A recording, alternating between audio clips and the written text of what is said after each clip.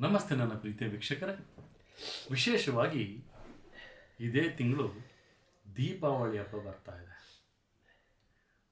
ದೀಪಾವಳಿ ಅಂತ ಹೇಳಿದ್ರೆ ಕತ್ತಲಿನಿಂದ ಬೆಳಕಿನೆಡೆಗೆ ಹೋಗುವಂತಹ ಒಂದು ಮಾರ್ಗದರ್ಶನ. ಮನೆಯಲ್ಲಿ ದ್ವೀಪಗಳನ್ನು ಮುತ್ತೈದೆ ಹೆಣ್ಮಗಳು ಹಚ್ಚೋದ್ರಿಂದ ಆ ಮನೆಯಲ್ಲಿದ್ದಂತಹ ನಕಾರಾತ್ಮಕ ಶಕ್ತಿಗಳು ದೂರವಾಗಿ ಸಕಾರಾತ್ಮಕ ಶಕ್ತಿಗಳ ಆಹ್ವಾನ ಆಗುತ್ತೆ ಎನ್ನುವಂಥದ್ದು ನಂಬಿಕೆ.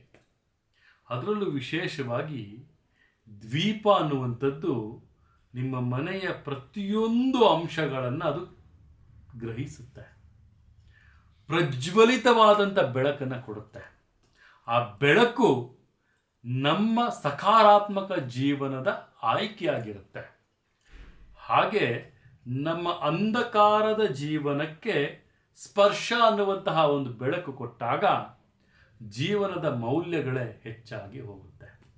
ಅದಕ್ಕೆ ಆ ಒಂದು ದ್ವೀಪವನ್ನು ಹಚ್ಚುವಾಗ, ಆ ದ್ವೀಪವನ್ನು ಬೆಳಗುವಾಗ ಆ ಶಕ್ತಿ, ಅದು ಪ್ರಜ್ವಲಿತವಾದಂತಹ ಶಕ್ತಿ ನಮಗೆ ದೈವಶಕ್ತಿಯಾಗಿ ಕೂಡಿಬರುತ್ತೆ. ಮಾಯೆ ಎನ್ನುವ ಒಂದು ಅಹಂಕಾರದ ಮದ್ದು ಮನವನ್ನು ಕೆದಕಿದಾಗ ನಾವು ಅಂಧಕಾರಕ್ಕೆ ಹೋಗ್ತೇವೆ.